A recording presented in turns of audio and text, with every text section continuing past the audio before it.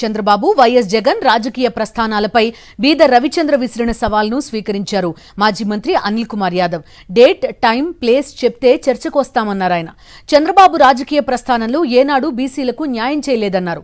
మాట్లాడితే ఓ పాలసీ ఉందంటారు. బీసీలకు ద్రోహం తలపెట్టడమే మీ పాలసీనా అని ప్రశ్నించారు అనిల్. బీసీలకు ఇంత అన్యాయం జరుగుతుంటే పవన్ స్పందించరా అని నిలదీశారు అనిల్ కుమార్ యాదవ్. 31 సంవత్సరాల చంద్రబాబు నాయుడు తెలుగుదేశం పార్టీ రాజకీయ ప్రస్థానంలో 17 సంవత్సరాల పాటు చంద్రబాబు నాయుడు గారు ఇప్పటికీ ఈ 2 సంవత్సరాలతో కలిపితే దాదాపు 17 సంవత్సరాల పైగా చంద్రబాబు నాయుడు ముఖ్యమంత్రిగా కొనసాగుతూ ఉన్నారు. జగన్మోహన్ రెడ్డి గారు 5 సంవత్సరాలు ముఖ్యమంత్రిగా చేశాడు. 2 రోజుల క్రితం జిల్లా అధ్యక్షులు ఎమ్మెల్సీ గారు రవిచంద్ర గారు చంద్రబాబు నాయుడు గారు ఏం చేశారు, జగన్మోహన్ రెడ్డి గారు ఏం చేశారు బీసీలకు సంబంధించి చర్చకి సిద్ధమా అని సవాల్ విసిరారు. రవిచంద్ర గారు చెప్పినట్టు ప్లేసు, టైము, లొకేషన్ ఎక్కడికి చెప్పినా ఇదే జిల్లా. రవిచంద్ర గారు నేను ఇదే జిల్లా, నేను ఎప్పుడైనా చర్చకి సిద్ధం అంటే 95 చంద్రబాబు నాయుడు గారు ఎన్టీ రామారావు పార్టీ లాక్కున్న దగ్గర నుంచి తెలుగుదేశం పార్టీ.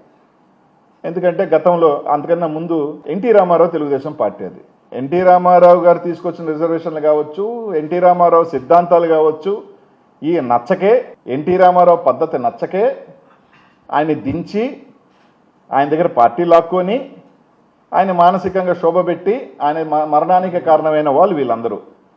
కాబట్టి చంద్రబాబు నాయుడు గారి తెలుగుదేశం పార్టీ ప్రస్థానం ఏదైతే 1995 దగ్గర నుంచి ఈ రోజు దాకా దీంట్లో ఆయన 4వసారి ముఖ్యమంత్రిగా ఉన్నాడు. జగన్మోహన్ రెడ్డి గారు 5 సార్లు ముఖ్యమంత్రిగా ఉన్నాడు. జగన్మోహన్ రెడ్డి గారు బీసీలకి ఎన్ని పదవులు ఇచ్చాడు, రాజకీయంగా ఎంతమందిని అత్యున్నత రాజ్యసభల దగ్గర నుంచి కింద స్థాయిగా ఎంతమంది, నేను ఎప్పటికీ కూడా ఎప్పుడు చెప్పినా రవిచంద్ర గారు లొకేషను, టైము, ప్లేసు అన్నీ ఆయనకే వదిలేస్తున్నా, ఎప్పుడైనా నేను చర్చకు సిద్ధమే అని తెలియజేస్తూ ఈరోజు ఇంకొకటి చెప్పాడు. అనిల్ కుమార్ యాదవ్ ప్రెస్ మీట్ పెట్టింది బీసీల రిజర్వేషన్కి అడ్డుకట్టు వేసేదానికంట. గతంలో జగన్మోహన్ రెడ్డి గారు ముఖ్యమంత్రి అయిన తర్వాత జగన్మోహన్ రెడ్డి గారు ఏదైతే ఒక జీవో తీసుకొచ్చి 34% రిజర్వేషన్ ఇవ్వాలి అంటే ఇవ్వకూడదు అని చెప్పి సుప్రీంకోర్టులో కేసు వేసిన వ్యక్తి ఎవరు? ఇదిగో ఈయన బీరు ప్రతాప్ రెడ్డో బిర్రు ప్రతాప్ రెడ్డో మీ పార్టీకి సంబంధించిన వ్యక్తి కాదా? ఇది కాదా అవునా చెప్పండి, రెండే సూటి. ఆ రోజు బీసీల రిజర్వేషన్కి వ్యతిరేకంగా సుప్రీంకోర్టులో పోయి తీర్పు తీసుకొచ్చిన వ్యక్తి ఈ బీరు ప్రతాప్ రెడ్డి మీ పార్టీ కాదా? 2019లో డైరెక్ట్గా మీ గవర్నమెంట్ జీవో మీ అధికారంలో ఉన్నప్పుడు పంచాయతీ రాజ్ దాంట్లో ఒక కౌన్సిల్ మెంబర్గా ఆయనకి పోస్ట్ ఇచ్చింది మీరు కాదా అని అడుగుతా ఉన్నా.